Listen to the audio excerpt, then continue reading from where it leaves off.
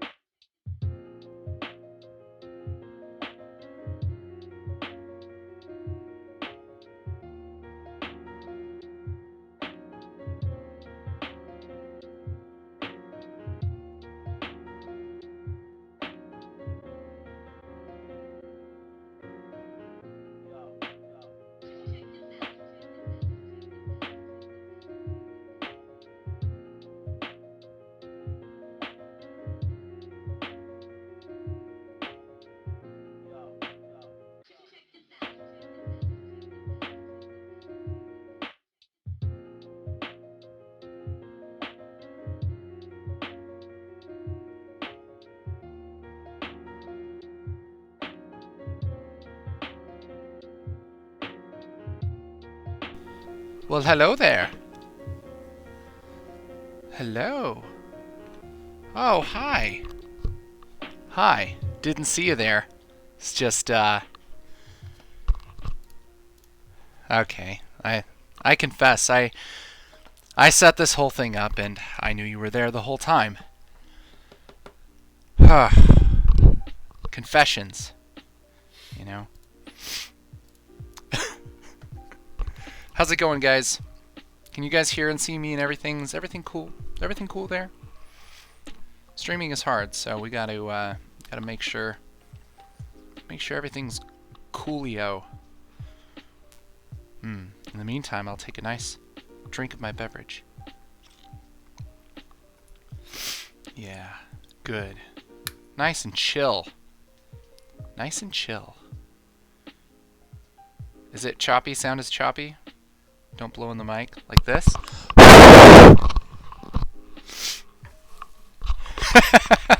I'm the worst, I know. I know. Cool for me? Everything's good? Okay. Great. Somebody said sound is choppy. Is that a thing? Yep. Sorry, friends.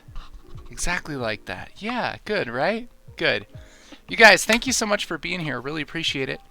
If you don't know, my name's Casey Ferris. I do some tutorials on YouTube from now on. From now and then. And I do quite a bit of live streaming, but not in this realm, actually. So, if there's anything wrong, let me know. Let me know. How are you guys doing today? How's it going? How's your day? My day so far has been pretty rough. I feel not very good. We planned all of this out and promoted it and everything before I came down with horrible allergy attacks, so please excuse any sniffles. Use the tutorial mic. The tutorial mic's actually a separate mic. It's actually one of these mics. So, anyway, if the sound is audible, that's what we're gonna do, okay? Awesome. Anyway, so today we're going to be looking through the Fusion tab of DaVinci Resolve. So,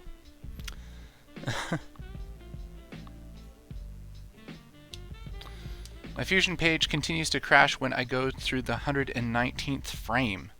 That's a very specific frame. How do I fix this? Man, that's really dependent on what you have open in Fusion. Like, what are you doing in Fusion? Is it just any time? Man, I'm sorry Resolve doesn't run well on your computer. Phishing stories. Anytime it crashes. I'd recommend reinstalling. I'd recommend updating your video card drivers. Sometimes that's a thing. Updating to the latest beta of Resolve. We're on Resolve beta 4 right now. So I actually didn't know that until this morning when I updated stuff. So you have all that. Dude, I don't know. I don't know. I'm sorry. That's what I would try first. I would get a hold of Blackmagic support and see if they can help you out with that. They're really nice. So, yeah. No, it doesn't auto-update. Yeah, Blackmagic stuff just does not auto-update. It sucks. Beta 4 had audio issues. I'm using Windows 7. Might have to sell my soul and go with Windows 10. I was really nervous about going with Windows 10, but it's been super easy. It's been really, really easy. Hasn't been a big deal at all. The only thing is that it updates sometimes, and then it resets a bunch of my random settings. Things like audio channels, and it's this like thing with my keyboard where it like resets the language settings on my keyboard and switches a couple of keys, which really sucks. But all in all, it's been pretty good other than that. So yeah. So anyway, we're here to talk about kind of some of the basics of the Fusion tab. We can also talk about Resolve stuff. If you if you have any questions or if you want me to just start going over stuff in Fusion, I can. I'm not a total expert on Fusion. I've used it quite a bit since it came out, but or since it came out in Resolve 15, and I'm learning it, and so we're kind of learning it together. But I feel like I have a pretty good understanding of generally how it works. So if any of you guys are having trouble like just getting up and going with the basics, I can hopefully help out with that. There's a lot of like specific effects and stuff I don't know how to use, honestly, just because I haven't used them yet, and it's a really, really deep program. So if you don't, you know, if you ask something, I might not know the answer, but I'll try my best. So.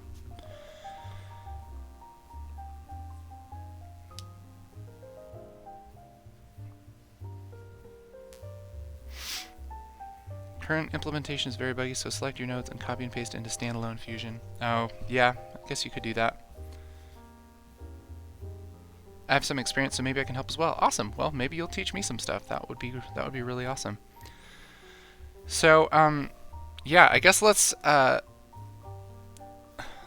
of go over some of the basics of the node structure and stuff, because I know that's really confusing to people. That's really kind of a scary thing with Fusion, especially coming from something like After Effects or Photoshop where you use layers. And man, layers make a lot of sense. Totally makes sense to me. And using Fusion nodes, using nodes in general is really weird. But yeah, in a lot of ways they are better. In a lot of ways there's some really cool stuff you can do with nodes, and I've actually really enjoyed, even though stuff like simple stuff is more complicated sometimes, I've actually really enjoyed like the freedom it gives you to kind of rearrange stuff and be creative with how you composite things. So pretty cool. All right. Yeah. Looks like Dan is trying out some stuff with our Nightbot. If you don't know what Nightbot is, that's like it's an automated chat bot that runs, and it can help us like post links and stuff. So we'll make sure that's working. Very delayed. Awesome. Sorry guys, let me blow my nose here.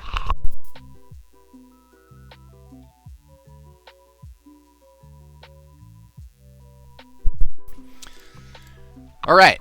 So let's get into it. Basically, this is the Fusion tab inside of Resolve 15, and there's kind of some basic windows that you need to know. Here is the nodes window. This is where a lot of your work happens, and we'll get into that in just a minute. Up here is the inspector. This is like whatever node that you have selected. It's the different properties for the nodes, and then up here is the effects panel, and this is where you select all your different effects to apply them. These are basically nodes that you drag into the nodes palette right here, and this is your preview. There's two preview windows. There's a left window and a right window. They don't really, they're not really different. They're just, it's basically just two different windows so that you can look at multiple things all at once if you want to. Can you talk about the relationship between clips on the timeline and moving in and out of Fusion tab? When to select more than one clip? When to create compound clips? Yeah, that's something I'm still kind of like trying to figure out too, Andrew. But pretty much the idea is this. In your edit timeline, you can open up any clip inside of Fusion. If you do something like drag a generator on here, like let's say, yeah, color bars, okay? And you switch over to Fusion, it won't open them, right? So you have to right click and say new compound clip, and that kind of like pre-renders it, sort of. It's like a pre-comp in After Effects, kind of. Then you can go over to the Fusion tab and open it up as a video clip, okay? So that's one thing. Another thing that they've made a little better, like I know in my recent tutorials, what I've done is like, if you're gonna make a composite, I'd been like, all right, I want to put something over this screen, right? And so I'll drag my video down, which of course is kittens, because why not, man? We might as well have fun. You do this and then right click and say create Fusion clip. You can totally do that, that might be a decent way to do it, but you don't have to do that anymore. And I think this was actually working a couple versions ago, and you can just drag it in from the media pool like this, which is great, but it was a little bit buggy, especially with like still clips, and so or with just like pictures and stuff if you want to drag a picture in. But that seems to be totally fixed in the new version, so that's a lot better, and we're going to be using that a lot today. So yeah, that's kind of the basics of what I know with that stuff. So I hope that helps to clarify some stuff. Yeah, you can preview nodes with keys 1 and 2, exactly. Yeah, so if I go to like my media in node, if you type 1 or 2 on the keyboard, so this is 1, this is 2, right? And like in a lot of software, this one is like what the viewer sees, but it's not necessarily that inside of the Fusion tab. This is just the second viewer and this is the first viewer. So what's crazy is the media out, whatever flows out of this is what the viewer actually sees. So this is what the viewer actually sees. But what's cool is I can load this into the first viewer if I want, and media in into the second viewer. And then it gets all kinds of confusing because this is actually the view of what everybody's going to see, you know, because I have that last node loaded into my first viewer. Does that make sense?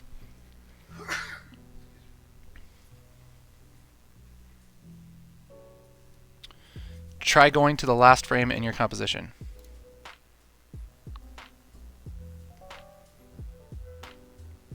Is that when it crashes for you? Whips? I don't know. I don't know, man. I'm sorry.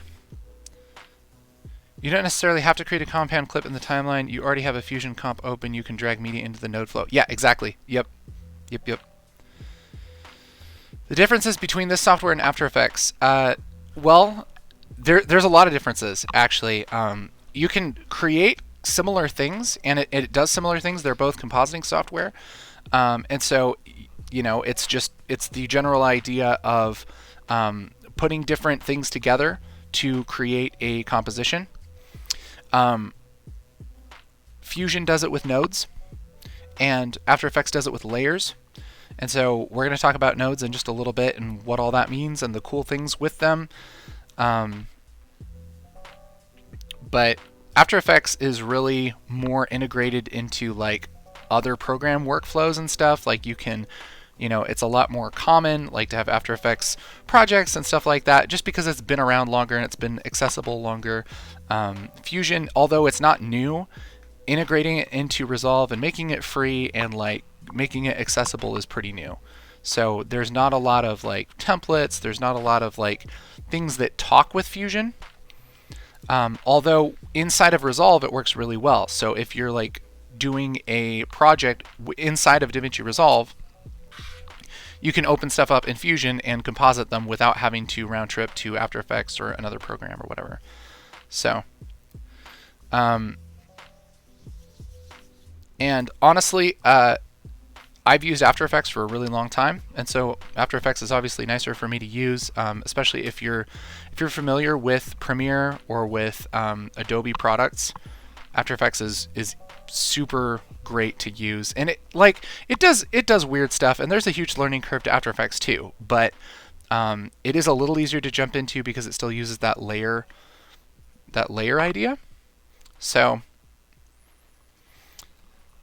yeah, I mean, I guess that's the main like difference is that After Effects is layers, and it's, you know, really hooked in with Adobe stuff. It's easy to like open like Illustrator and Photoshop files and stuff like that.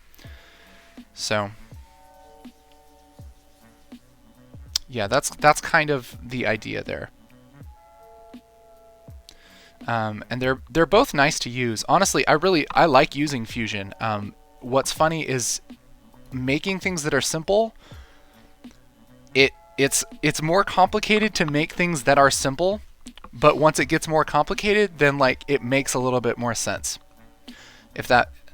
It's kind of hard to explain, but we can get right into that.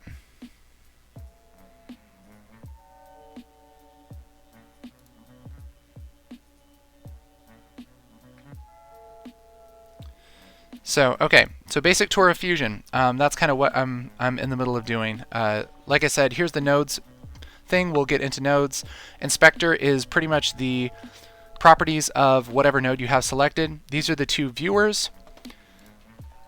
And again, you can type 1 or 2 to load each node into whatever viewer you want. And again, these viewers don't correspond necessarily to anything. They're just two different viewers. Okay. So you can look at two different nodes at one time, basically. So what I usually like to do is have my right viewer media out. And then up here is the media pool as well as the effects library, and this is where you grab stuff and load it into the nodes. Okay, so that's like the general interface. We also have a keyframes panel, which helps when you're animating things, as well as a spline panel, which is like getting really detailed. It's like the curves panel in After Effects. In it adjusts like the way that the keyframes animate. Really useful. Do you need to purchase the software? No, it's free. There is a paid version of it, which does have a few more features. But honestly, for probably 95% of what you'll be doing, free version is great. And it's totally okay to use the free version on like commercial stuff, and it doesn't matter. So let's talk about nodes. So down here in the nodes panel, I have a couple nodes already made here, but you pretty much start out with two nodes like this, okay? There's a media in and the media out. Media in is the video file itself. So this comes from our layer here on the edit tab, okay? So this is going to be our media in. Media out is what comes out of Fusion. See, everything kind of like goes in this like flow, okay? So it goes to the edit tab. Whatever you do in the edit tab shows up in Fusion. You do stuff in Fusion, and whatever comes into this media out, that goes into color. All right? And so if I do something crazy in color, like make it really pink, and I go back to Fusion, you see it's not there. Because all of that stuff in color happens after Fusion. Okay? So, those are the two main nodes that you start with, and then everything that you do to your image happens in between the nodes. And you have to have them connected, or else it won't show up. So like, if I were to do something like, let's start basic and just add like a color corrector, okay? If I add this color corrector and say, okay, yeah, I do want this crazy blue because, you know, it's some kind of drug thing that we're doing, okay? Yay. That shows up in media out, but only if it's connected. So if I disconnect this, it doesn't show up. And then you're like, what in the world's happening? Well, you have to connect the node to media out, or else it's not going to render, okay? So that's pretty much how that works, is everything that you do goes in between those nodes. And if they aren't connected, it doesn't show up. So a node is pretty much just like an effect. It's like doing something to something else. And a node generally has an input and an output. The output is whatever is, it's like after whatever is done, right? So the image comes into the color corrector, and then it's color corrected, and then boom, media out, it's all done, okay? So there's multiple inputs on these things, and depending on the node, they can mean different things, right? So there's different things like you can assign masks. Like let's put on a mask, okay? That's really easy. So I'm going to go to my effects panel under mask, and I'll grab an ellipse and drag it down into the nodes. Now you'll see there's a circle here, but it's not really doing anything. That's because this isn't connected to anything. But if I connect this to my color corrector node under the mask, see, that's where it actually starts to limit things with that mask, okay? And so it's all about connecting the different things that you want to do together.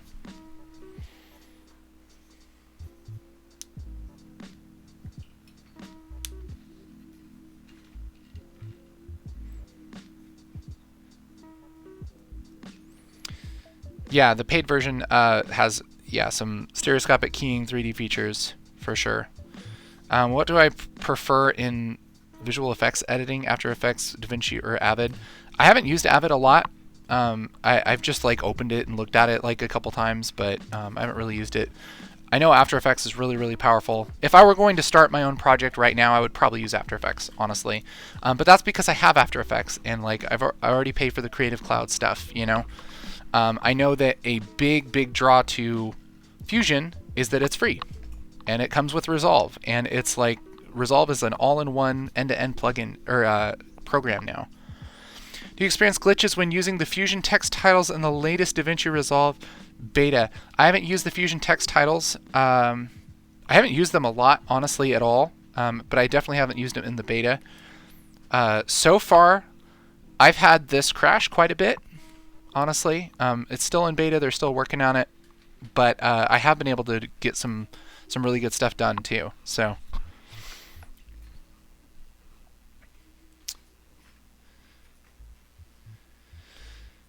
it doesn't do plugins like Element 3D.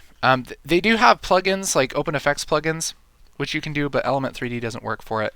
What's really cool is that a lot of the things Element 3D does, you can actually do in Fusion, like with the free version of Fusion, which is pretty cool.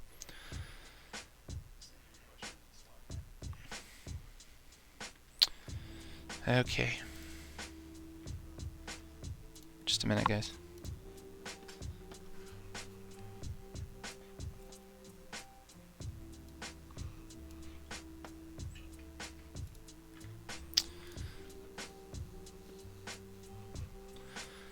Diego says, I film in 60 frames per second, but whenever I import it into Resolve, it changes it to 24 frames per second. This doesn't affect the footage, but I'm wondering if that's normal. Depends on what camera you're shooting with.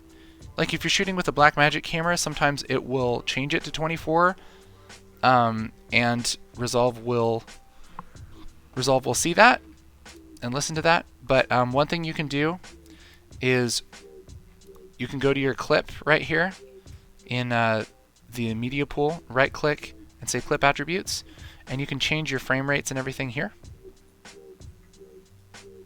And that's the easiest way to like adjust that. So if it came in weird, you can adjust it there. Shooting with a GoPro. Yeah. I'm trying to think why it would do that.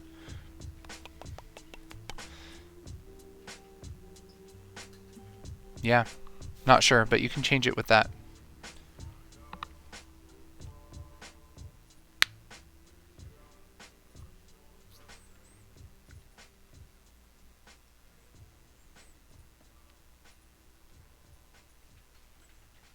How do you handle difficult to track match moves? There are, like, if you're talking about like a 3D match move, I haven't done a lot of that in Fusion.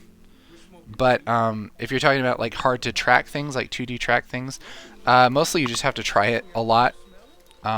In like the Resolve Color tab, I do have a this is a very distracting song, sorry. I do have a tutorial on like how to track in the Color tab, which goes through like how to track tricky things. I think it's called How to Track Tricky Things. So yeah. Anyway, so moving on, talking about the basics here. So this is a mask that I have connected to my color corrector, and that's how I limit things with a mask. That was kind of weird for me because I thought that like you should be able to just draw a mask on it, you know, but everything's like, that's the thing. Every single thing is pretty much broken out into little pieces that you have to connect, which again makes it complicated, but it's also really cool because you can see exactly what's going on at a glance. And you kind of can figure out like, oh, this is the problem, or like go to an exact part in your comp without having to like go through a bunch of menus or whatever. Yeah. Do I use Mocha? Yeah, I have used Mocha quite a bit, actually. I really like Mocha. So that's pretty much that's a little bit about nodes. So if we were going to do like a composite like this, let's say we were going to replace this screen. Okay, we can kind of walk through this. The first thing that we're going to need to do is track this screen. Okay, so if I go up to tracking in my effects panel, I'm going to select planar tracker, and I can just grab this and drag it on that line in between my two nodes. And make sure it's connected, because what's funny is it's easy to just be like, oh yeah, and drag it there, but it's not connected, right? And if you do that, you can grab your node and hold down Shift and drop it on a line, and it will put it in between the nodes. Okay. So now with my planar tracker selected, what I can do is go up into my viewer here and make a spline like this. And I'm just going to select kind of like a C shape because I don't want to include her hand in this. And under my inspector here, this is like all the properties for that node that I have selected, okay? What I'm going to do is switch from my tracker from point to hybrid point/area. I have a lot better results with this. It seems to track a little better. I think there's a bug or something with perspective. Like half the time it doesn't work for me. I don't know why. So what I've been doing is using this one, TRS plus shear, and that will get a pretty good result. Another thing is that it's a little bit grumpy about like where you start this track. It wants to start at a reference frame, and so if you can, it's easiest just to start at the first frame, which for me doesn't matter, because the reference time is like by default 0, 0, and if you try and start at a different frame, it's gonna be like, whoa, what are you doing? So at 0, 0, I'm going to start that, and I'm going to hit this button, which is just track forward until the end. And let's see how it goes. And I've had really good luck with this and had it work the first time, and I've had it like freak out and not work at all. But usually when I don't have it on perspective, it will work pretty well. So that's the idea, is we're tracking this footage, and what we're going to be doing is corner pinning a different screen onto this iPad. And then after that, it's a matter of keying out the green screen and putting that on top of that fake screen so that it looks like it's on the screen. And so it's a pretty basic thing, but helps us learn a little bit about nodes inside of the Fusion tab. So it's freaked out, and it's like, oh gosh. You can tell that it didn't track the whole way because these white tick marks, these are keyframes. And so what I'm going to want to do is go back into the keyframes a little bit and then just keep tracking. And usually if I do that, it will just keep tracking, and it's fine. But it like gets confused, and then it just kind of gives up and doesn't tell anybody. See, it's already confused again, I think. Maybe it's okay. Basically, if it's going fast, it's just pretending and it's confused.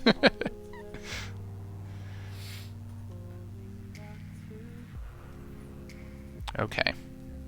Track is almost done. There we go. So now we should have a decent track on our screen here. And what's really cool is we can actually just set this to be a corner pin. And so let's grab a generator.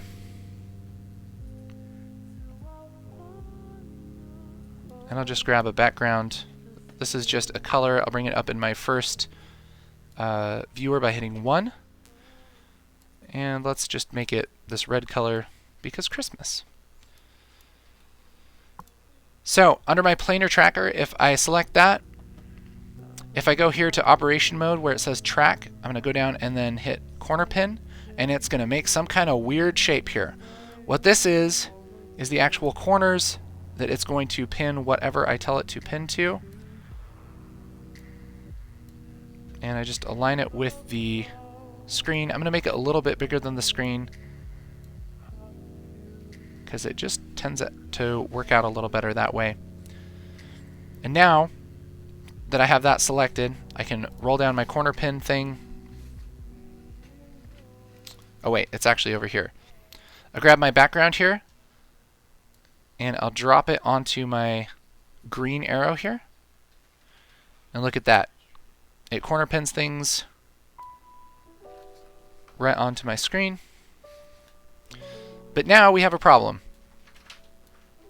This person's hand is going under that red field. And so what we're going to have to do is take this and key out that green and put it over this. Okay? So, easiest way to do that is I'm just going to grab my media in node, and I'm going to use this same node and put it over itself as a layer.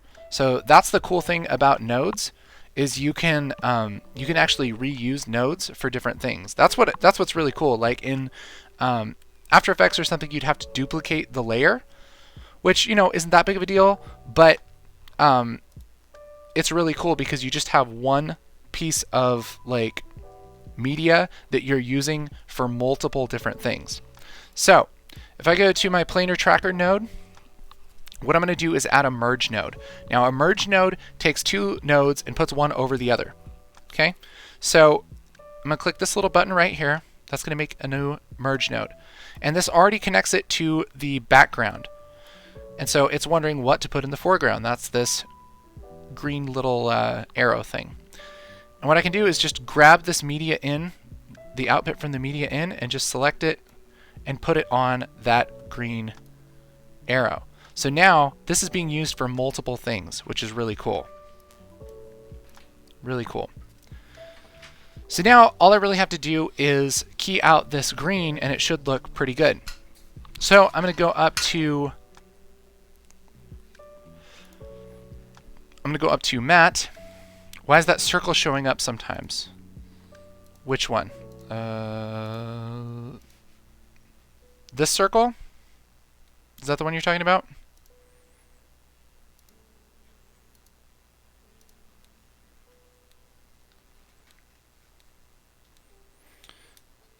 After color grading and rendering 1080p, my video becomes jittery. Do you have an idea? What do you mean jittery? Like the motion is jittery? Or like it doesn't play back well?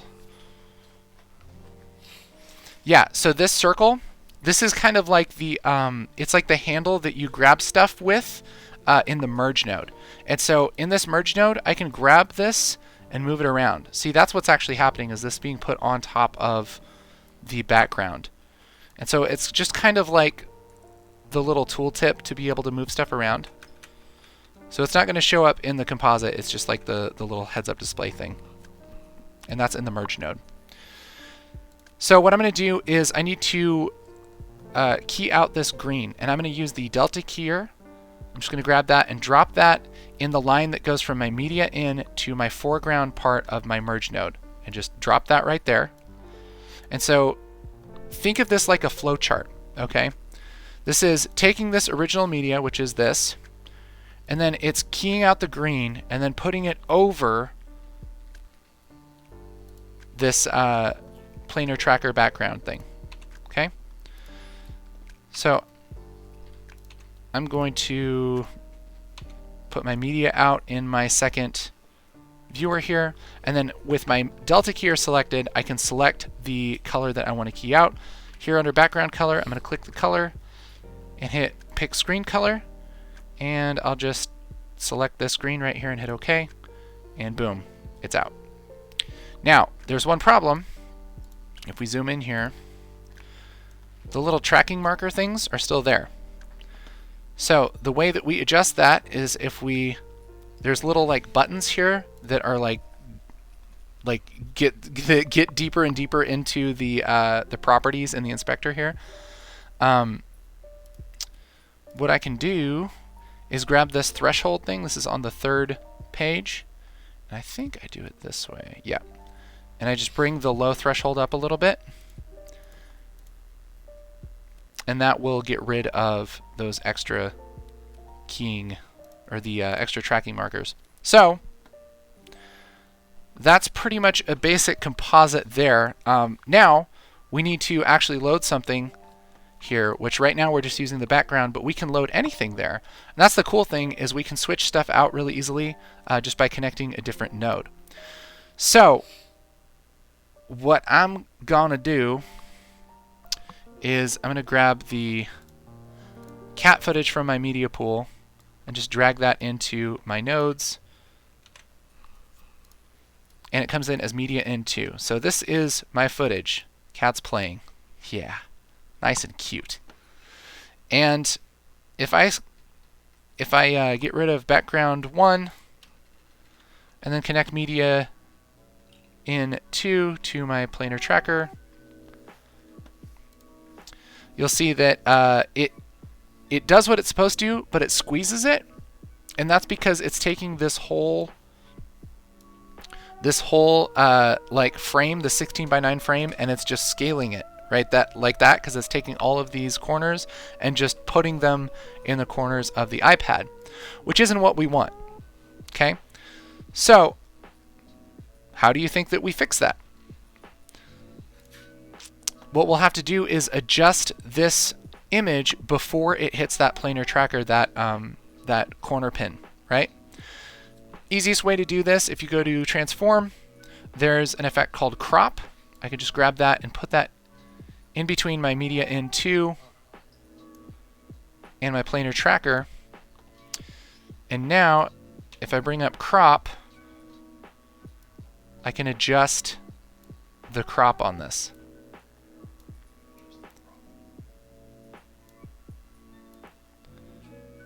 So something like that.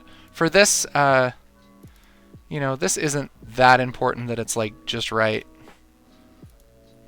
but yeah, something like that.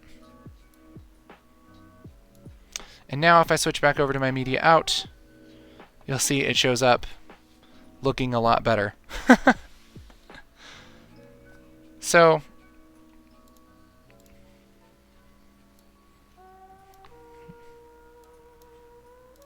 let's see how our track looks.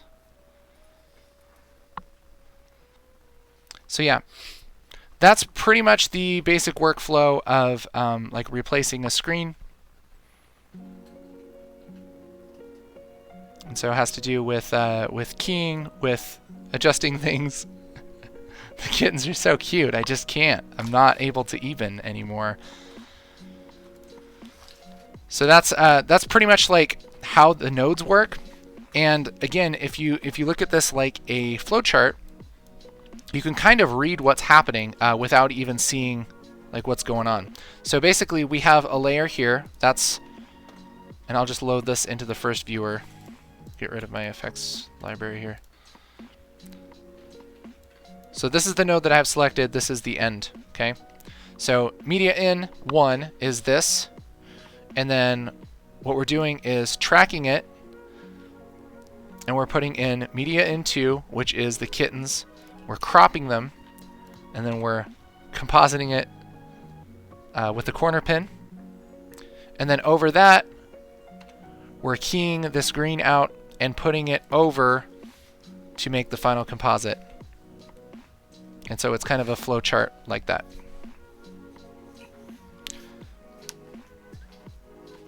Should be puppies instead. I know. I know. It totally should have been. I'm sorry. I failed you guys. Fusion always works on only one clip start to end. Yeah, it's one clip at a time. But the good thing is that with Resolve, like if you have a bunch of clips, you can open this clips thing and just select the clip that you want to adjust. And so it's really easy to like do a bunch of things inside of Resolve that way. Delta Keyer versus 3D Keyer. I haven't really used 3D Keyer that much. We can open it up and play with it if you guys want to.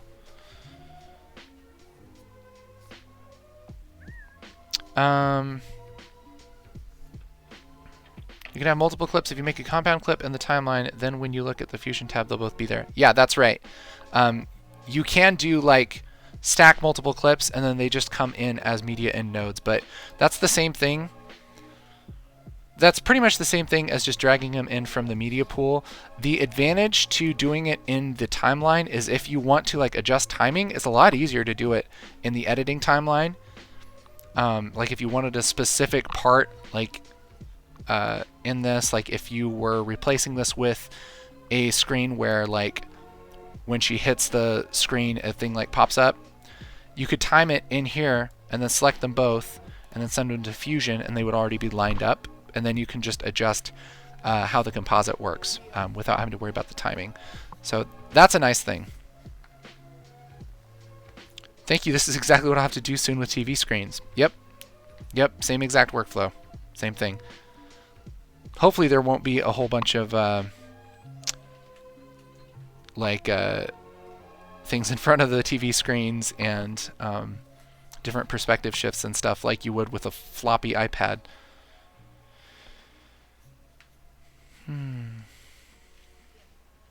Killer Game says, hello Casey, I'm one of your subscribers and have a question about Resolve unrelated to Fusion, but was unsure if this was the proper forum to ask the question. Yeah, you could totally ask it. We're kind of going through Fusion stuff right now, but we can also take Resolve questions. I'll try and stay somewhat focused, but I'll kind of take things as they go, as long as I know them and have resources to go over stuff. Yeah, I'll do what I can to help out for sure.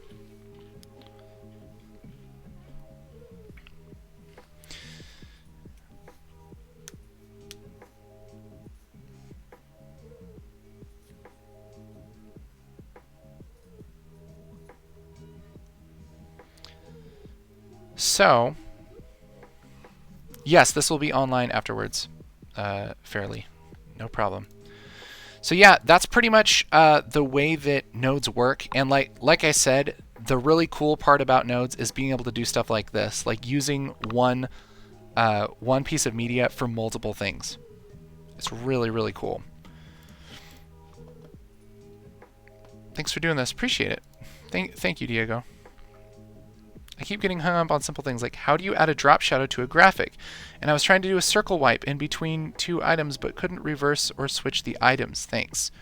Okay, so yeah, that's like the little stuff that's like I was telling Dan earlier, things in Fusion, actually everything that I've done so far has been pretty easy. Like most of the things that I want to do, after I learned how to do them, I was like, oh, that's actually a pretty easy way to do that. The problem is that the way that it acts is so different than like a lot of other programs, and so it's kind of weird like having to learn the different ways that it does things, but they kind of make sense too. And so it's really strange. It's not too complicated, it's just different. You know what I mean? And when you're talking about like adding a drop shadow to something, right? So usually you could, you would think you could select a node and then like apply an effect to it, like drop shadow, or like that it's in the property somewhere or something like that. See, like let's just do this. Let's add some text over this. It won't be tracked or anything, but it's just to show you. I'm going to add a new merge node. Actually, I can probably just add a text and it will add a merge. Yep. So this is putting text over this, and I'll call it hello. I know, super original, right? So there might be, it's possible that there's a drop shadow thing in the text. I think there probably is. But either way, let's pretend, regardless if there is or isn't, okay? Here's how you do this on an alpha channel of things. If you grab whatever thing you want to put a drop shadow under, and you go to your effects, and I want to say it's effect. Yeah, under effect, shadow, grab that and put that in between whatever layer you want to have the shadow and the merge. And now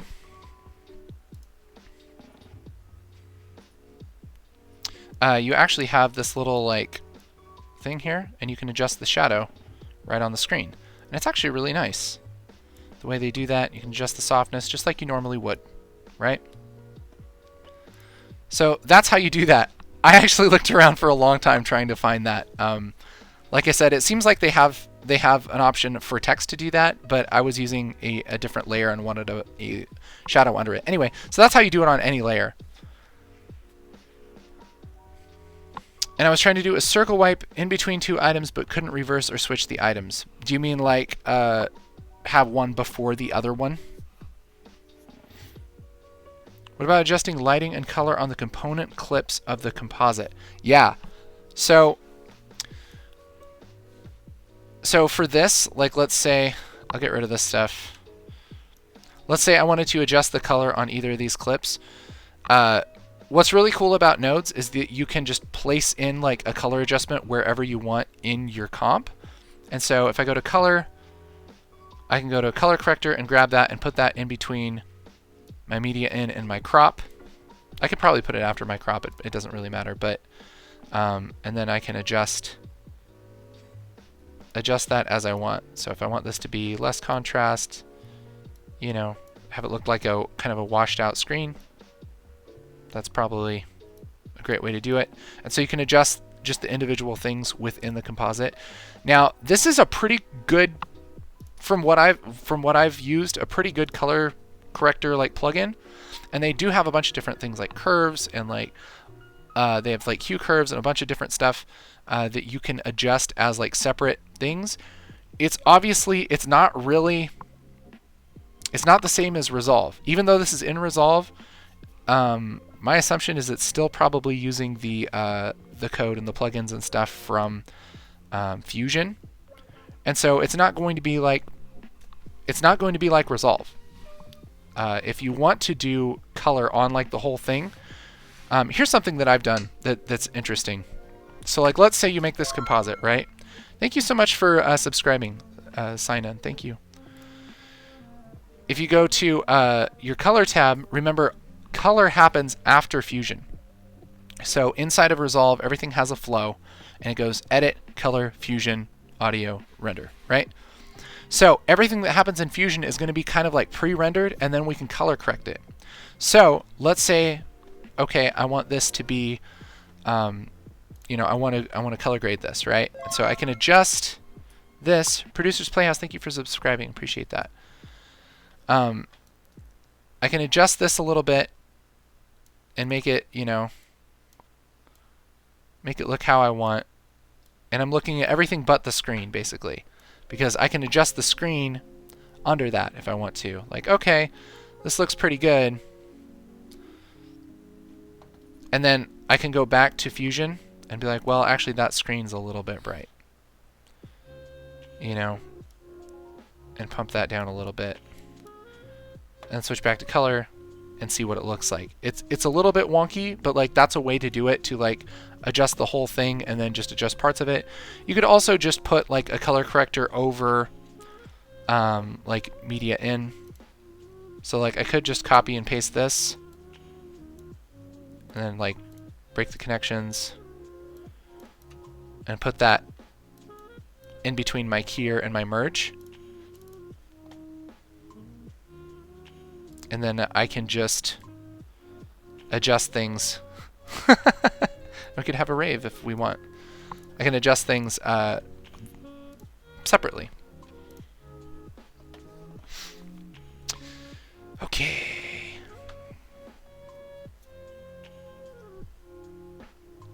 You can also hit Shift Space and then you can search for nodes. That's super rad. Awesome. See, I told you I'd be learning from you guys too. See, that's kind of what I've been looking for. That's what I've been looking for, is that little search bar.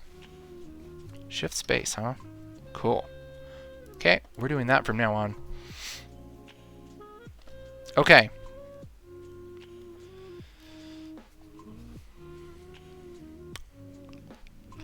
Anyone have any tips for saving bad audio in Resolve? I don't have a lot right now. I'm not super into audio. I've done audio. I know enough, probably, but I don't know of specific ways to do that. When I try and stretch my PNG overlay to fit a certain period of time, when I go to the edge and I see the icon change, it's not a green. Now it's red, and when I click it, it shrinks to 0.1 second. Do you have the latest beta killer game? Because if I'm understanding you right, you're talking about like adjusting the time, like so that it actually like fills up the whole time of the clip. If that's what you're talking about, you're still on 12.4 of Resolve, like Resolve 12.4.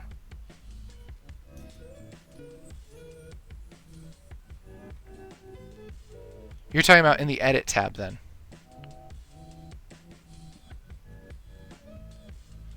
Yeah, I don't know. I'm sorry.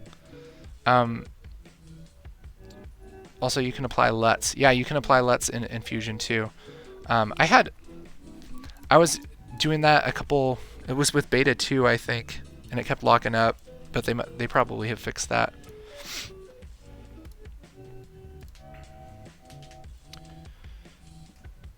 It's another advantage to making compound clips before compositing. You can open that compound clip in the timeline and go to Color tab and color each separately. Yeah, that's true. Yep, you could do that.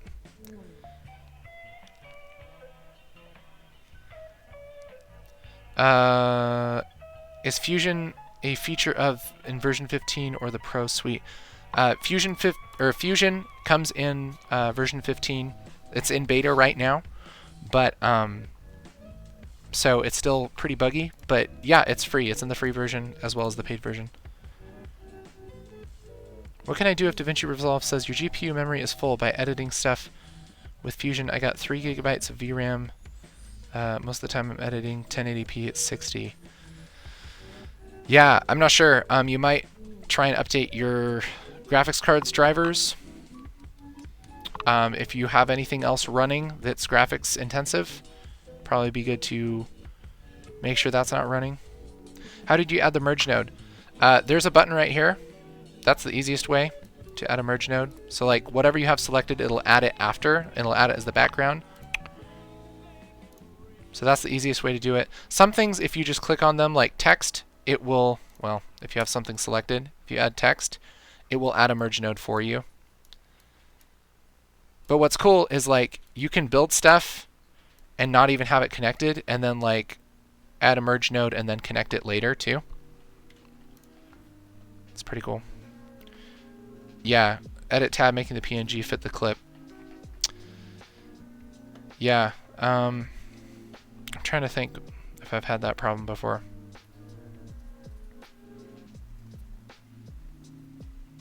I know 12 was a little bit frustrating with still clips sometimes. Is there a reason why you don't upgrade from 12? I mean, it's a free upgrade.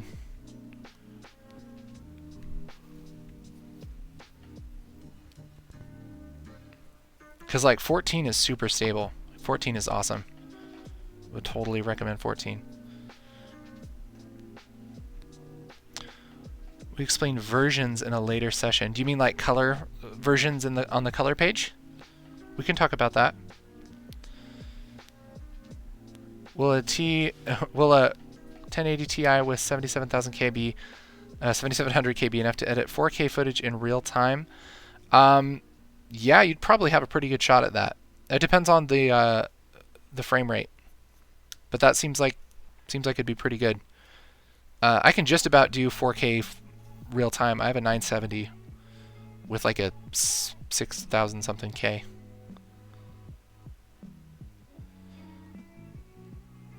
Yeah, 12.5. Yeah, exactly. Yeah.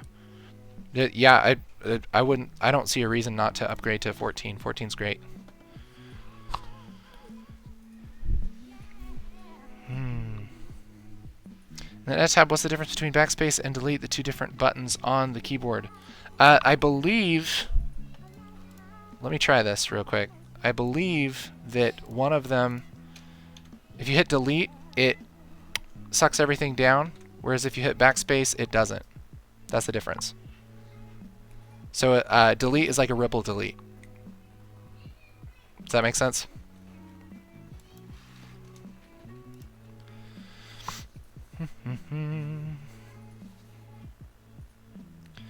Is Resolve Fusion slower than standalone Fusion? I haven't really used standalone Fusion. Like, I've opened it a couple times, so I'm not sure. You'd have to try that out. It probably depends on your computer and stuff, too. When I do multicam in 14, it crashes when I open the multi-clip in the timeline. Yeah, I've never had great experience with multicam in Resolve. I've only tried it just a little bit, guys, but I generally don't use that just because I feel like it's rough. It's a little buggy. Yeah.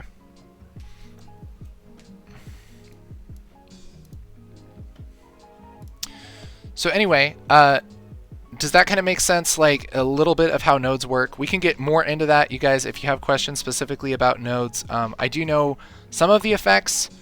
Honestly, I don't know all of them. I've kind of just been playing around myself, but I feel like I have a pretty good understanding of like how the nodes work and how they adjust, which I think is the big like barrier for people.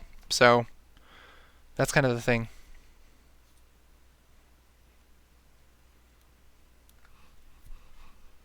Do I offer one-on-one support?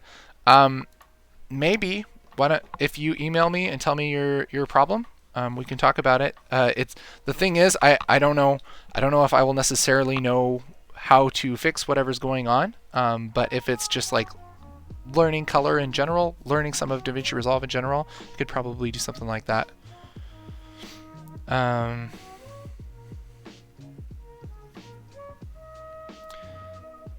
Is there a shortcut for cutting the clip where the playhead is like Control K? Yeah, it is Control. I guess it's backslash, like that. I'll cut it where the playhead is. That's how I cut everything, is with the playhead. So yeah, and then what's cool is like if you do Control Shift left and right bracket, you can cut off the beginning and the end of clips, and you can cut things like to the next edit point, and you can go through stuff like really fast that way. That's how I edit like everything in Premiere as well as Resolve.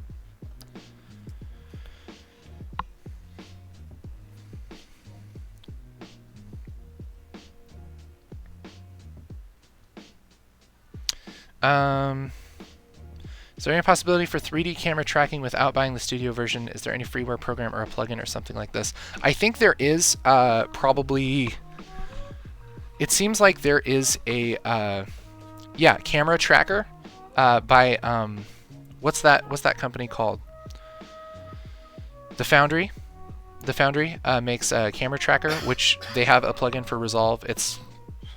I think it's about as money as much money as the full Resolve is. So. I don't know. But, yeah.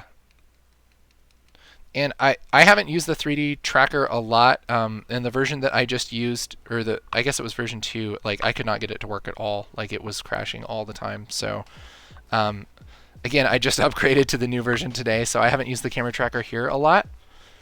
But I do want to check that out and make some tutorials and stuff once I figure that out a little more. Hey Casey, thanks for doing this. This might be a bug, but audio clip sometimes leaves the 2 or 3 frames of sound in the beginning of the clip when exported. Yeah, that sounds like a bug. Sounds like a bug. Would you say that a good workflow is to do as much as possible in the edit tab to prepare your composite components, even color grading before making the Fusion clip? It probably depends on what you're doing.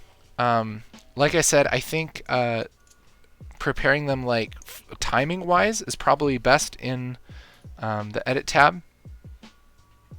Probably. I don't think I'd do color before that. I would do that either in Fusion or in color. That's my thought.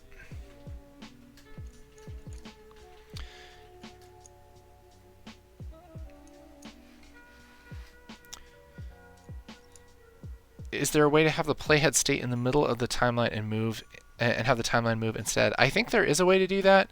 I don't know off the top of my head. It's probably in. It's probably in playback. I don't know. I would, you might Google that one, because I don't know off the top of my head. Sorry. Yeah, I reassigned to Q&W. Yep. Yep, totally. Do you use Premiere or Resolve? What do you use for what? I use Resolve for just about all color. And I've been using it a little more for editing because it's becoming really stable for editing. I actually edited a couple things yesterday in Resolve.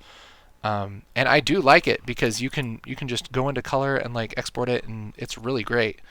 For like kind of bigger projects and like things that I'm on a tight deadline for, which is like most of stuff that I end up editing, I'm using Premiere still because it works really well and I'm used to it and I'm a lot faster with it. So if I were just learning like my own stuff and just like working on personal projects, I'd probably be looking at Resolve some more. Working with Resolve. I do like working in Resolve. It's pretty easy. It's gotten a lot easier. Yeah, I'll have this video live later, Redbox.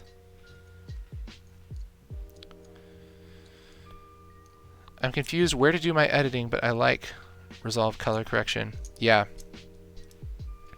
I'd say if you have like the Adobe suite and you know Premiere, I mean, there's no reason not to use Premiere. Premiere is awesome. But yeah, if you're looking for something free, I mean, Resolve can totally edit really well. You'll find it's a little bit more awkward dealing with like a bunch of different types of camera codecs. The playback isn't quite as smooth, although it's gotten a lot better. But yeah,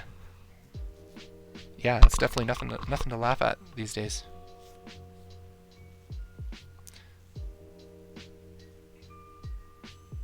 Yeah, the YouTube channel Confusion. Yeah, I've looked at a few of his. That's pretty cool. Good stuff. Oh yeah, Synthize is good for 3D tracking.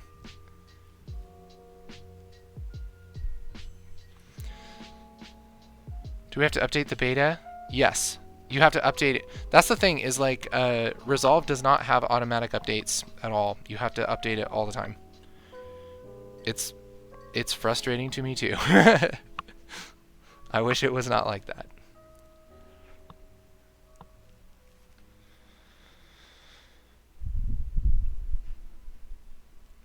Yeah, the free version doesn't have 4K frame sizes. Yeah, they have UHD. Free version has UHD, but it doesn't have like full 4K. Which, I mean, honestly, for almost everything I do, it doesn't really matter. I usually deliver in 1080 for the things I do. Not saying that that's better. It's just I don't have a huge need for 4K stuff at the moment on a regular basis. But I have done stuff in UHD quite a bit.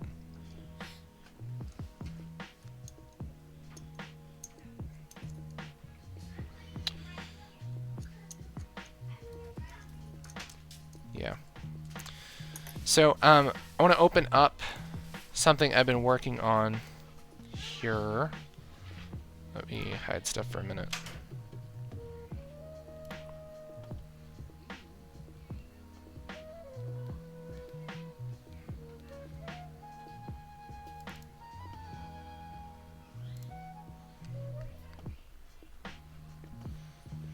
Okay, let's see if this doesn't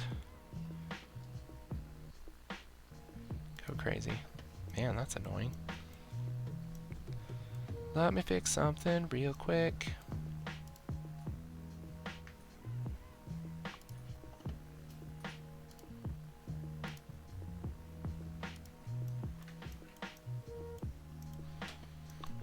Okay. Shboop.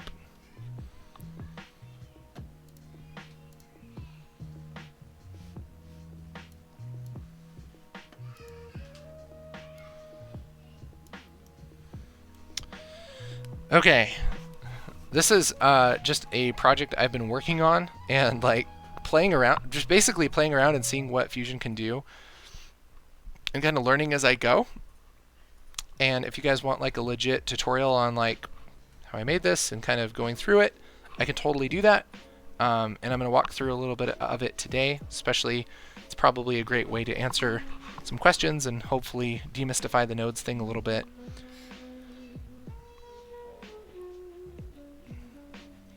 How to use version on nodes. Are you talking about like versions here or versions in color?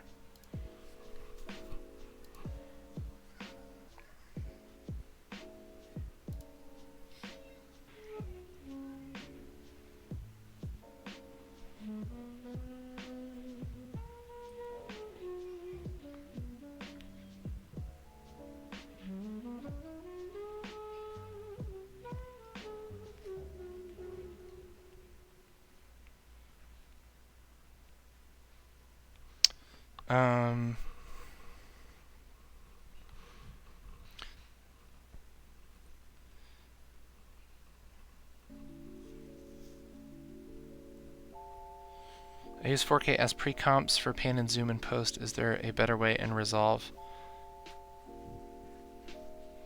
Yeah, I know what you're saying. I don't know if there's a better way. I mean, it seems like you could do that the same in Resolve if you wanted to. One thing that you do have to, like, if you do have like 4K stuff in a 1080 timeline, is you have to go to your settings. I think it's under master settings. Oh, under image scaling. Yeah, under input scaling, mismatched resolution files, switch that to center crop with no resizing, or else it's just going to scale everything and then you'll be frustrated. So do that. With the nodes that will be aligned to NodeFlow RMB arrange tools to connected. Where is that? I'm sorry. I mean, I can line up tools to grid. I can do that if you want. Yeah, I know. It's so crazy. I've just been playing with it. Yeah, 14. Yeah, you guys, Resolve is free. There is a free version and a paid version.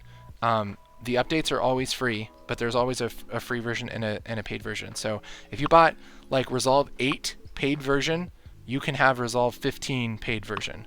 Like, that's what's really cool. But there is a free version and a paid version. And really the differences are pretty minimal. There's a few different effects, and there's a few different like features and stuff, but they're honestly not that big a deal unless you're doing like some specific things, you know?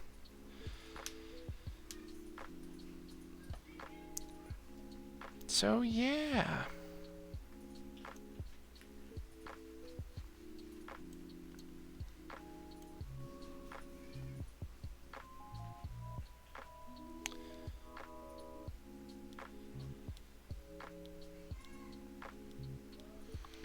Version 1, 2, 3, 4, 5, 6 in many of the nodes inspector. Are you I'm so confused. I'm so sorry. Oh, versions. Okay. Oh, that's cool. Well, I will learn along with you then, I guess. Because right now, version 1, but version 2, yeah, that's cool. So you just switch to the version you want and then you can adjust things, and it's like, oh, let's try it with a red glow versus like a drop shadow. That's really neat. I guess that's how you use them. Is you just switch to the versions that you want. That's really convenient. I like that a lot. That's cool.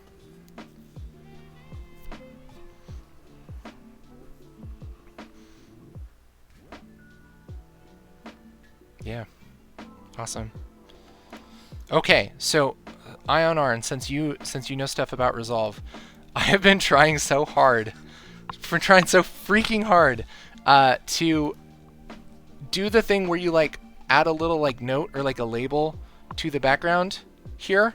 How do you do that?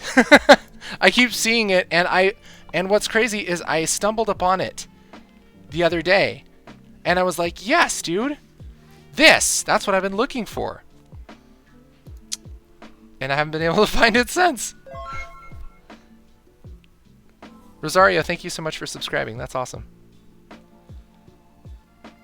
There's versions on the Keyer too. Yeah, I mean, it seems like it's on pretty much everything. And so you can pretty quickly try out different stuff. That's really cool. I like that. Yeah, I didn't even know about that. That's really cool. Yeah, so I explained it, I guess. I don't know. Oh, man. RMB right mouse button in NodeFlow. There isn't a NodeFlow unless I'm completely missing it. Am I missing it and I'm just a dumb person? Add tool flow overlay. Oh, add tool flow. There it is. Yes. Yes.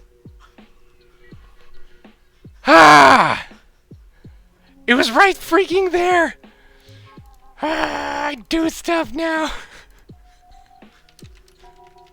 I do stuff now. In your face, the computer and the day in general. I do stuff now. Yes, we're learning together. That's why I called this learning together. It's because I'm like, there's so much stuff I don't know. It's a deep program, you guys. What is the colored line in the lower part of the Fusion node? That is the label, I believe. That's like just the colored label. So you can change the different colors and help get yourself organized. I think that's a thing. Is that right? Or am I a dumb person? Yeah, set color. Yeah. So you can kind of organize them by color. It probably has a meaning like by default. Like green is like effects and blue is like media. And like the dark blue is 3D stuff. It looks like yellow looks like a mask. That type of stuff. Merges are gray. Have you seen the underlay? The underlay. Yeah, I've only been looking that for freaking 900 years. Oh, and it grabs them together with it too. That's neat. Yes! Look at that. Operation organization. Now if I delete this, does it kill everybody? Nope. Good. Yay! Yay! You were changing the color for for media in 3. Oh, well, there you go. You have to have it the right one selected or it's gonna be different for you. This is merge 2. Why does it do that? Oh, because it can't. Oh, because it doesn't come up in there. I've used a computer. This is my computer. I have used it once. Thank you, guys. See, we're all going to be pro at this together. Okay, so do you want me to walk you through this insane mess of nodes, and we can kind of look through it, and then you guys can tell me. You guys can ask questions about stuff I know, and then I'll ask questions about stuff I don't know that you know. You know, like friends. What do the colored arrows pointing in and out of the node mean? Okay, so those are different for each node. So like merge 3D, it's just different like 3D things going into the merge node. For a lot of these, they have like a blue thing that whatever it's called. I can never remember the name. Arrow. It's an arrow. A blue arrow for like effect mask. So if you draw a mask, that's where that goes. Green is usually like foreground. Like on a merge node, yellow is the background. And it's kind of stuff like you get used to as you use it. But the cool thing is that if you don't know what thing to connect it to, like let me show you on a merge node here. Okay, I'll break these. If I right click on this output thing, which is the little square, and I drag it to the merge node and let go, it comes up with a little thing that tells me what it is. So do you want to connect it to the background, the foreground, or the effect mask? I want this to be a background. Cool. Same thing, right click. You want this to be foreground or the effect mask? Foreground. Cool. And so you can kind of like hold your hand through it. You can also select several nodes, right mouse button on one of them and choose group, or just Control G, and this groups multiple nodes to one node. Okay, so if we do like all of these, let's do all of these with, oh gosh, I went crazy. Right click and say group. Oh yeah, that puts them in a group. And then if I double click, then it opens up and you can adjust things. That makes things a lot cleaner. I like that a lot. If you like this thing a lot, say you like it a lot. Is Roto good in Fusion? Seen Roto done in Nuke. It was amazing. I haven't done a lot of Roto in Fusion, or in in Fusion, but yeah. So I don't know. I don't know. Woohoo! Let's get nodey. All right, let's do it. Daniel Stark asks, what is a node? So basically, a node is, it's just something happening. Okay, so and what this is like a flow chart of stuff happening, and so I'll walk you through what all these nodes mean. There's a lot of them, so it'll be a trip. It'll be a trip. First node in the world is a media in. Okay, and what I'm going to do is load whatever node that I have selected into this viewer on the left, and then I'm going to keep this viewer on the left media out. So this is what actually it ends up looking like, okay? First node is media in, which actually for this one is just a black video because of the way that I made this. But let's go with this one first. Media in. This is just a texture that I dragged into Resolve here, and after that, I did some color correction to it, and this is just a curves adjustment. So we load in the texture, and then nodes again are like a flowchart, right? So then we do color curves on it, and then we merge it with something. And right now, this probably doesn't even need to be there, honestly. So I'm going to get rid of it. I'm going to get rid of it because of the way I built this. Oh, wait, never mind. Yes, it does. I forgot. I'm putting this merge node is placing one node over another one, okay? And so what we're doing is placing this over this, which is just black video, okay? So it ends up looking like this. In this merge node, in the inspector, there's a bunch of different properties that define how these nodes go over one another, okay? And that has to do with things like scaling and adjusting like the placement, as well as the composite mode and the opacity and like probably a bunch of other stuff, right? And so really, I have my blend set to 0.173, and that's just the opacity of that top layer, right? So if I had it at full opacity, it would look like this, but I'm blending down this layer in the merge node. And what's weird is that you don't adjust the opacity of the actual thing that you're putting over it. You just adjust the opacity in the merge node, which like was a trip for me to get my head around. So here's where we're at. We have a texture over black video, and it's faded down, okay? Next is a merge node, which is going to take this whole thing right here, and it's going to merge it with something. That something is some noise. And so I'll show you that. Here, let me disconnect this first. This is a generator inside of Fusion, and if you've ever used like fractal noise inside of After Effects, it's pretty much the same thing. It just makes like black and white clouds, and there's different ways to like color them and everything.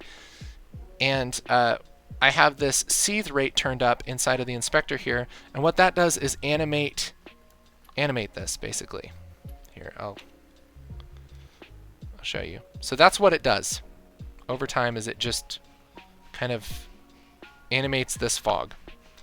That's noise, okay? That's generated inside of this program under generator, under fast noise, okay? Oh gosh, I clicked it. Oh no. Then, let me put my media out back over here. I didn't want this everywhere. I just wanted it to be like fog, kind of. And so what I did was I made a mask, okay? And so the way you do that is you go to mask, and you grab polygon, and you drag it down here.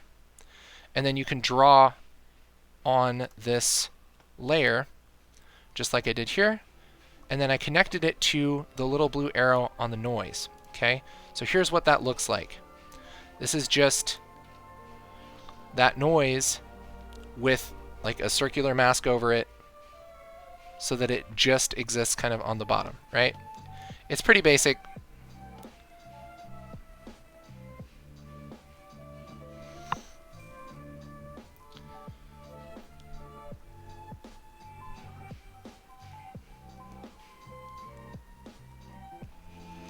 Do you know how to remove a fusion comp from the Resolve Edit Color timeline? I've noticed that it renders on the timeline even if I have nothing happening in the fusion flowchart. Yeah, I think just delete it. Yeah, it might be a bug if it's still showing up. That's really weird. Okay, so basically this noise right here, this layer, we are merging with this layer, and it ends up looking like that, right? So that's the merge node. So now that goes into another merge node. So that means we're going to put something else over this. Okay, and here's what it ends up looking like. It's this action title thing. And there's a bunch of 3D stuff here, okay, which we'll get into in a second. Basically, we're doing a whole bunch of crazy 3D stuff, and we're putting it on top of this. After we add the 3D stuff, which I'll get into in a second, we're merging that with that noise again. But check this out. I'm using the same node and feeding noise to the background as well as the foreground. So check this out. This is the difference here. This is fog just behind the words, and this is fog in front of the words also. Okay, so it's just duplicated, one behind and one in front. And then that whole comp is put into an effect called camera shake, and as you can imagine, it adds a little bit of camera shake, which the camera shake plugin is pretty awesome. Pretty awesome. It has like randomness. You can adjust the strength and the speed and like everything about what a camera shake would look like, all within the software. And you can tell it to like merge edges. You can do all kinds of stuff. It's really neat.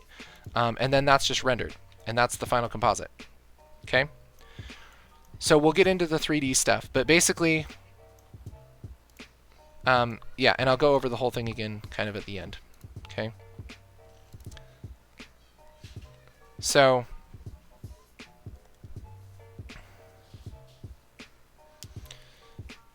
on the planar tracker node, what does the circle mean?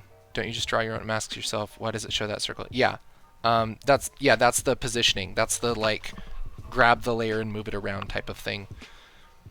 That's not a mask, but okay. Seems so complicated. Yeah, that's the thing, is I totally agree with you. It does seem really complicated because there's a lot to think about. But what's crazy, and I didn't believe this until I started working in it. I was like, why would I use this instead of After Effects? This seems way too complex.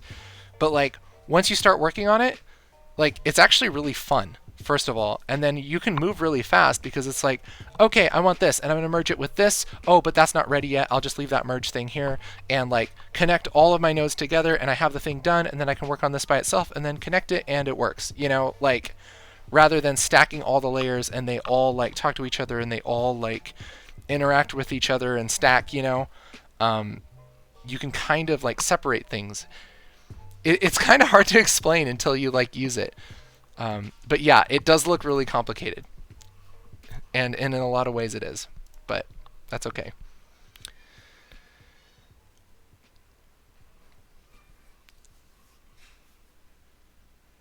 Okay. Do I know how to use the FBX exporter? No, I don't. I'm sure you can do all kinds of awesome stuff with that. Does it export as a 3D model? Yeah, I'm not sure. I'm not sure on that. I know that you can do such cool stuff with FBXs, like just in general in programs. So I'm sure that there's all kinds of magic you can use in Fusion. Okay, so let's take a look at the 3D part here, because this is what's really, really cool about Fusion, is it has all the like 3D stuff built in. Like you don't have to use like Element 3D or anything. This is all built in Fusion. So, let me start here, because some of this is a little bit complex.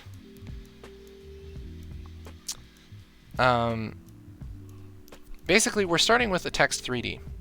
Okay? This is just text that's generated inside of Resolve. And here, I'll just kind of build this, because it's a little bit complex to like make work. I guess we can just use this thing here, text plus, like this. Is it text plus or is it 3D text? Am I crazy? Text 3D, that's what it is. Sorry, text 3D. You can grab that, and then I'll load that into the viewer, and I'll type new text, and it comes up as just 2D text, right? So this is what I did to build this.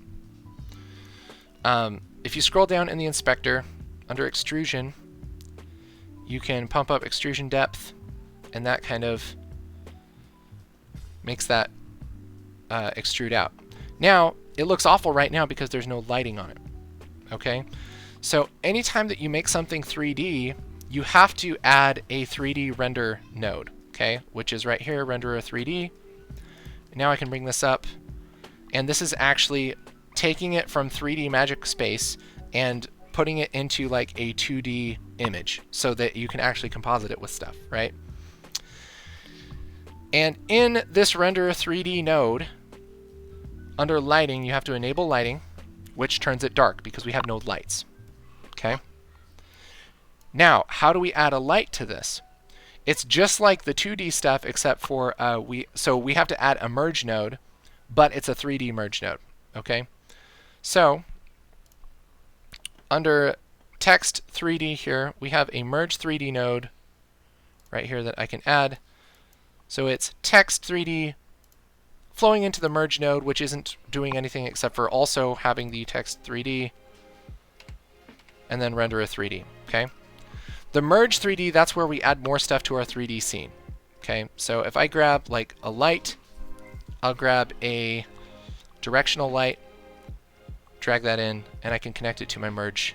And there we go. We actually have lighting. Now if I bring up my merge, I can adjust. Whoops. Shoop. I can adjust these things.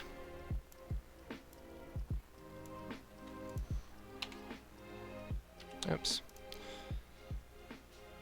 See, this works a little better with two viewers.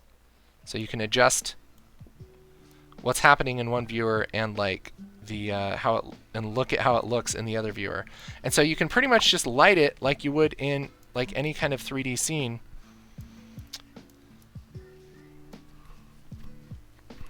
So that's pretty much how you do it, and then you can adjust like the size and everything in these nodes, and then renderer 3D is where everything that's happening just gets like rendered into a 2D image. Thomas Wells, thank you for subscribing. Appreciate that. So that's pretty much what's happening over here, okay? See, like if we were to grab these, we have text 3D, and then ignore this stuff for a little bit. That goes into Merge 3D with some lights, and that goes into Renderer 3D. And that's when it goes down into all the 2D stuff I have going on down there. Now, all of this foolishness here, this is just double crazy stuff, okay? No, I don't know how to... I mean, I know basically how to animate 3D models, but not like inside of Resolve. That's kind of not what we're going over here. But, so, Text 3D... This is crazy. Text 3D, and then this here is a UV map effect, and what that's doing, like I said, like everything's broken up into little parts, and so you don't, like what I was expecting was to be able to open up my Text 3D thing, and then under here select like how to map it with the UVs, which if you don't know 3D stuff, that's like how the textures get applied to 3D models. It's like how you wrap stuff up, like if you're wrapping a present. Thank you. That's kind of like the instructions on how to do that, okay? Which, you know, this is it gets so deep, right? But anyway, that's a effect that you apply to the 3D model, which took me forever to figure out. And then to texturize that, you can actually load the texture into the Text 3D like this. Shoop. Oops. Is that right? Yeah. If I go to Material Image, I can connect this image, which is right here. This is a texture. I can put that texture into the 3D and have it work decently, right? But you get a lot more like advanced stuff if you use the if you replace it with a material that you make. So the material that I made starts with this texture, and then it does some color correction on it, and it applies it to this material, which is then replacing the material on the 3D. So if this is getting like way crazy for you, just hold on because I'm going to be out of it in a minute. But for anybody who's interested in how the 3D stuff works, it's interesting to me because I've had somewhat of a background in like 3D design and animation and stuff. Anyway, that's how you can texturize and like really do some really advanced stuff inside of Fusion. Is like you can actually make materials with like bump maps and like reflection maps and all that stuff right inside of Fusion. Anyway, all of this has to do with making the text and texturing it. Okay? And then that is just put into a Merge 3D with a couple of lights. So we have a directional light that's on the back, another one on the back, and one on the front. Okay, so it's lighting the front, and then it's a couple of like backlights on the back. So it ends up looking like this. And then we put a shadow on it, which is again just that shadow effect like we used earlier, and that's merged right here. Then we're back to our original thing, merging it with the fog, putting the camera shake on it, and that's the whole composite. Whew! That's a lot, huh? That's a lot of stuff. The 3D stuff gets really deep, you guys, and there's no way around that. But that's kind of stuff I've been playing around with today a little bit more. But really, like, as crazy and as like frustrating as this looks, you can actually kind of walk through it and figure out what's going on, even though this is complicated, right? Because really, it's just the same basic like way of doing things. You're just adding more things into it, right? It's still a node that is like, it's a source that's that you're doing things to, and then you're connecting it and merging it with other stuff until eventually you render it. It's like a flow chart, okay? So, yeah, grouping should help to better overview. Exactly. Yeah, I could totally do that. So like, this stuff would be like Shoop. Should be able to just... And then we can rename that. I assume. I can add comments to it at least. I'm sure there's a way to rename it. I'm just missing it. There it is. Rename. So we'll call this material stuff. Like that. See, this is great. Could probably put the UV map in there too, but oh well. Then we can group these and say lights.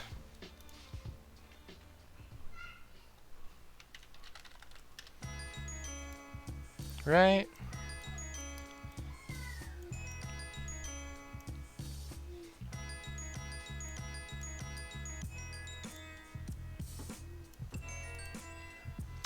So yeah, that's a little bit easier to kind of deal with. And then we could probably group all this stuff and call that 3D text.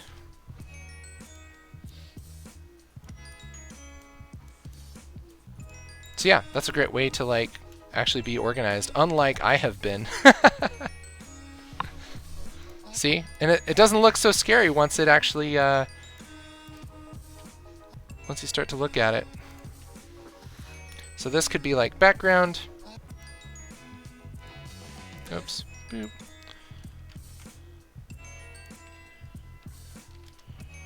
There we go. See? Nice, huh? Thanks for all your help. Quick question. I want to make a lower third, but don't want to use the presets. How to make a new Fusion clip? Maybe with a solid color and then open in the Fusion tab? Yep, that's how you do it. Let's make one. Shall we? We can make one, right? That'd be cool. Can we use the kittens one again? Is that cool if we do that? Let's make a new project.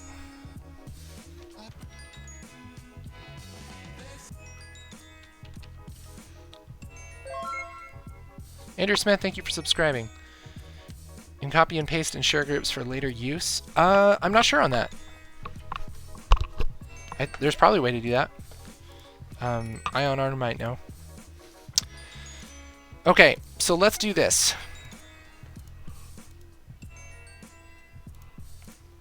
Let's do this.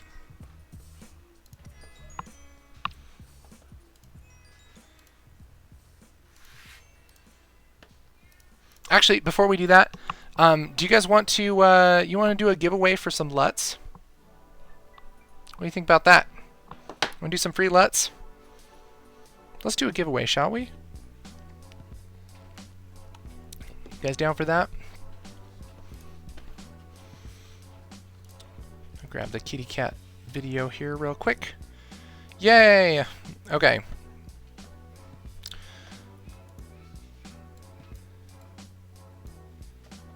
Yeah, so Dan will put the, yeah. If you put exclamation point LUT for free, all one word, all lowercase, in the chat right now, you will be entered into our contest to win LUTs, a free LUT pack of your choice from Ground Control. And, yep, just put that in the chat. We'll let that go for a couple minutes, and then we will have a magical robot draw the name. And whoever wins, it will post in the chat, and then we will get a hold of you and tell you how to get your free LUTs. Pretty cool, right? I think so. All right, the kitties. Sure, let's do that.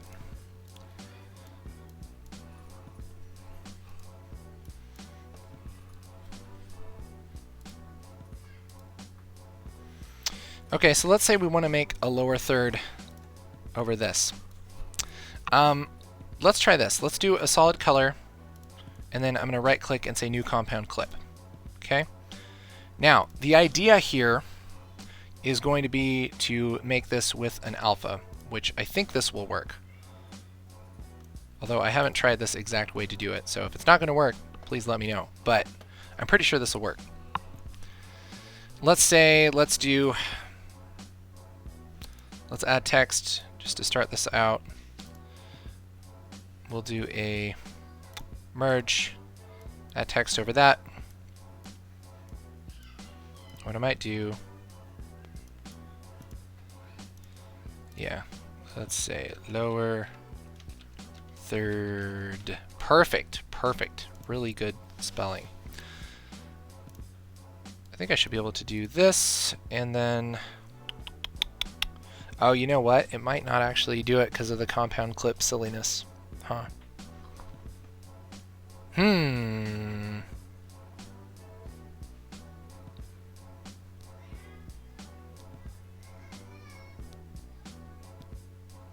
Yeah. Because I think even if this has, like, even if this... I think even if we do that... Oh, it will do it. Great. Ha! Thought I was an idiot, but turns out I'm smart.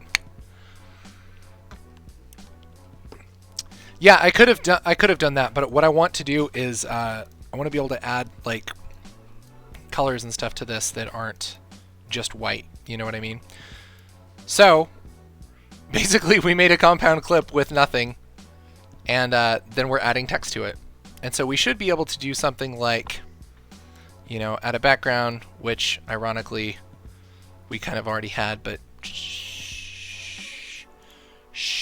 Okay, shush.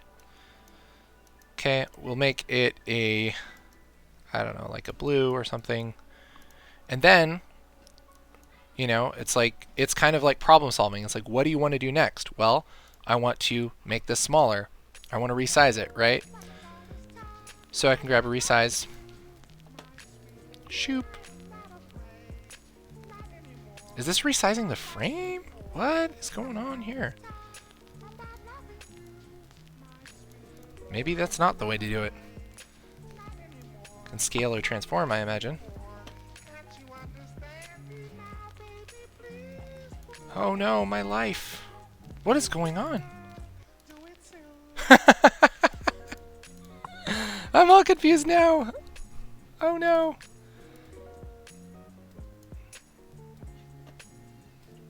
Yeah, there we go. I was like, what is happening here? Okay, this will work. So, should be able to do something like this. Shoop. Let's call this something good. Actual cats.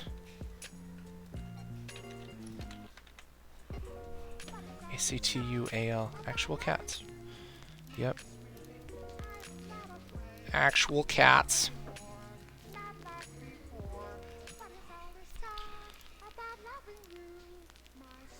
Yeah, something like that. Alright guys, here's what we're going to do. That's changing your resolution. That sucks.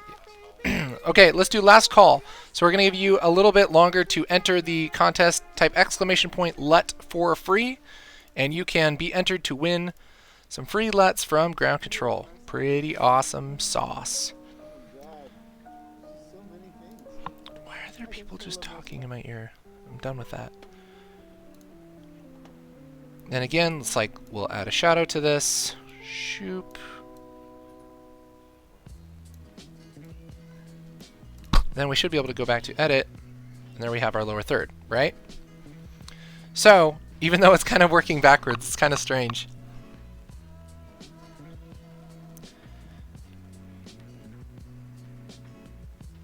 In Fusion, the comp always applies the resolution of the background input in the merge node. Oh, okay. Okay, so that's what was screwing it up. So, but a transform doesn't do that apparently. Transform doesn't mess it up. Anyway, so then we could do something like that. Just a couple more seconds for !LUT for free, guys. And then let's say we want to animate this, right? We could take this whole thing and do a transform on it. Oops. And then animate the transform. Okay.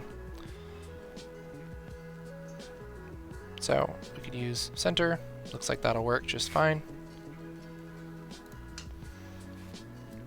And let's have it animate on here. What I'm going to do is click this little diamond here. That's going to set a keyframe, and I'll move to the beginning of the comp. And I'll just move this over like this. And now it's going to animate on like that. Should be able to come over here.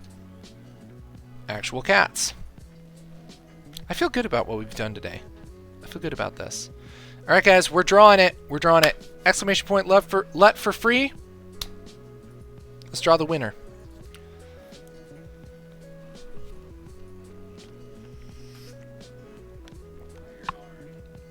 Iron has Ion Arn has won the giveaway.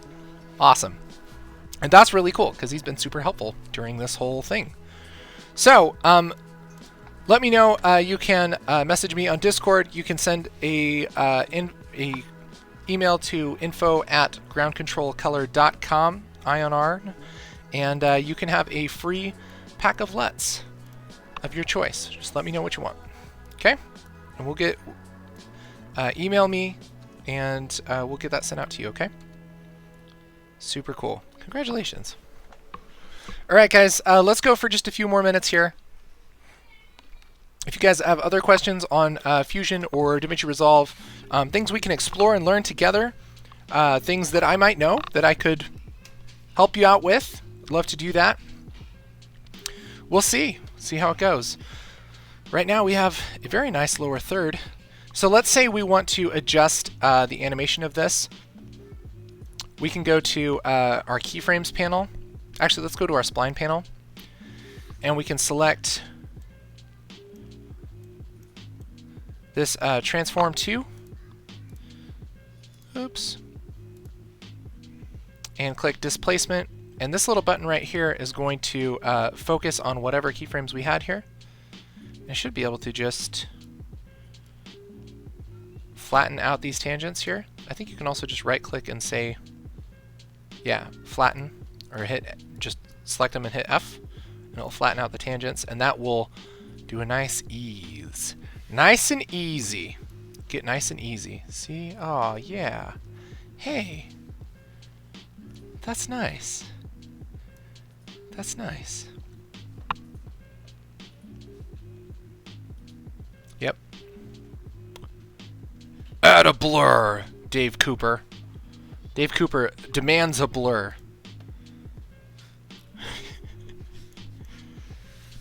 Okay. Whatever you say, Dave. I'll add a blur. Here you go. It's blurry. Please don't hurt me. I'm so stupid. I'm sorry. I'm sorry. I'm crazy. I just went crazy, you guys. So yeah. I've added a blur. So yeah, that's a little bit on how to make your own graphics. I'm actually really interested in kind of how the graphics thing works for Resolve, because that's like, or for Fusion, because that's kind of something Resolve's been pretty light on, you know? Why aren't you that crazy in your normal videos? I feel like I'm pretty crazy in my normal videos. People tell me to tone them down. I get a lot of hate messages about how I should just shut up and tell you how to do it. So, okay, whips. I don't know how to do an FBX mesh, okay? Okay? I don't know. Okay, I'm sorry. I can't be everything to everyone. So sorry. So, I mean, actual cats. Why are half of these just people talking? It's frustrating. I'm on the Chill Beats playlist on Spotify, and a lot of them are nice. Like this, you know? Yeah. Yeah. In Resolve 15, can you design a title using Fusion and save it to other timelines? Yeah, you probably could. I think there's a way to, that they just built in to use like common assets in between projects, which I don't remember exactly how it works. I haven't explored that yet. But at minimum, you could export it. You could export it with an alpha, and then just use it as a video. Right-click, go to Saving, Settings, Save As, select your location.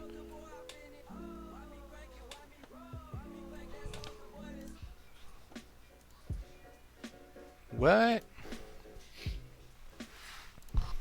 If macros or save as. You can do it with save as? Like, just like you can grab a compound clip and save as like this?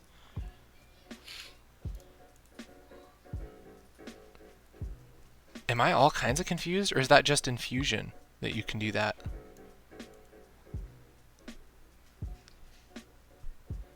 Now you guys got me all confused. Select all of your nodes and then right click.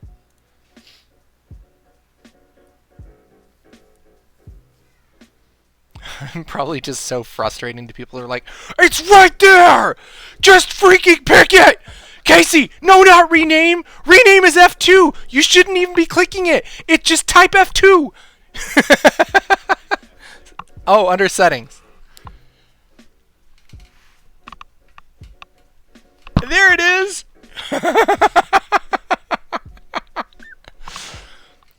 Should I do save all as or just save as? I'll do save as. Oh, wow.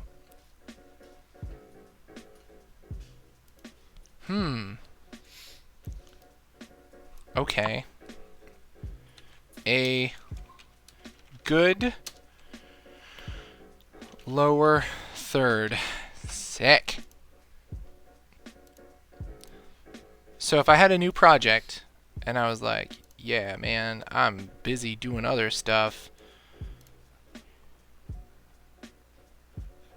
I brought back my classy tablet with green screen mock-up thing, and I was like, man, this would be great with a lower third. This would be the best with a lower third, right? And I grabbed like my solid color and I did my thing. And I done made a compound clip, and I went here. And then what do I do? Drag the dot setting file into Fusion. Okay. So I just drag that like that. Holy crap! That's freaking awesome! Yes! Get out of here. I probably need to... Will it? I probably need to like do this, right? Or something.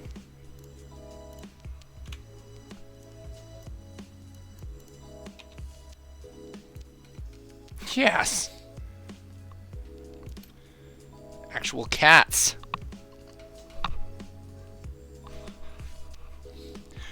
Yes! Look at me, just crushing the doing stuff game. And then I can switch back here and be like, boom. And then I didn't do this right? Or is it crash time? Is it time for crashing? Is it time for Crash Bandicoot? What has happened here? Why is this a thing?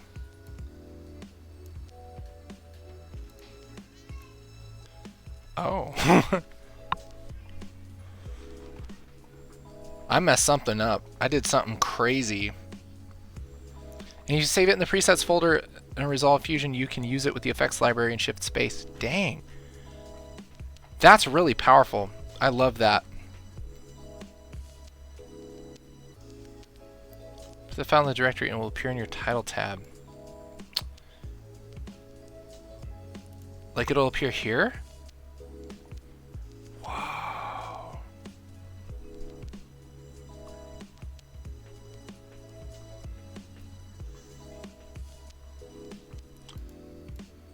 Okay, I think I messed this up though. I think I did something dumb. Oh, you know what? I deleted the thing. That's what happened. Oh well. I deleted the thing. But you can imagine what it'd be like if I rocked that. That'd be sick.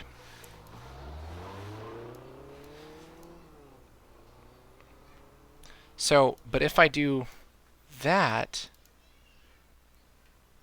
will it appear as something like that if I do that? Really? Like if I add the dot settings thing? What would you use as the frame rate settings on the edit tab, and what settings for deliver for your final output for YouTube? It depends on what you're doing, Daniel. Like if you're doing like a short film or something, you'd probably want to do like 24 all the way through.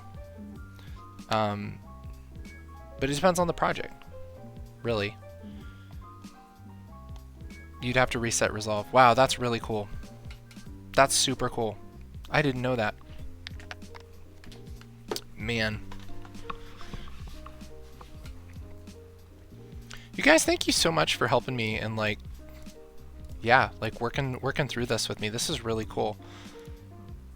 You should do a tutorial on it. I will, once I get it, once I'm like comfortable with it and stuff. That's the thing, is like I try, you know, I don't know everything, but like if I do know something and I'm like, okay, I feel like I have a pretty good handle on this, like I try and share the knowledge and help people, you know. That's the idea. Video Slice, thank you for subscribing. That's pretty cool. And I appreciate you guys who are probably Fusion veterans helping me out. That's pretty cool. That is pretty cool. Alright guys, it's about time for me to sign off. It's about that time. So you guys, thank you so much for being here with us. Really appreciate that. Really appreciate you guys watching my YouTube channel and just supporting me and supporting our company, Ground Control, and yeah, cannot thank you guys enough. Really appreciate it. So I will hopefully be putting out another tutorial this week. Also have some training and stuff coming out pretty soon on color and a little bit on Fusion, and so yeah, hope you guys enjoy it. If you guys have any requests or like ideas for tutorials and stuff, join our Discord, because that's the easiest way to like submit those requests and get a hold of me and stuff. If you don't know what Discord is, it's kind of like a chat room thing, and you can run it in your browser. You can download a app for it. It's a lot like Slack if you use Slack. Anyway, join our Discord, because that's like our color grading community, and you can ask questions about Resolve and stuff, and there's a bunch of people who are really awesome like you guys helping each other out with that. Yeah, Dan will get a link for Discord here and put it in the chat. But yeah, we'll be doing hopefully some more of these in the future. We also have a new LUT pack coming out pretty soon on it's going to be for CineStyle. So Technicolor CineStyle. We do have a LUT pack out. It's called Victory. This is designed for footage shot on Canon cameras and Technicolor CineStyle, and we're putting out some more looks for that that will hopefully be helpful and awesome for you guys who shoot Canon. So anyway, I think that's pretty much all the updates. You guys have been awesome. Thank you for being here. Until next time, I love you. I miss you. And you know what? Your shoes look nice today. That's a good color on you. Yeah. Yeah.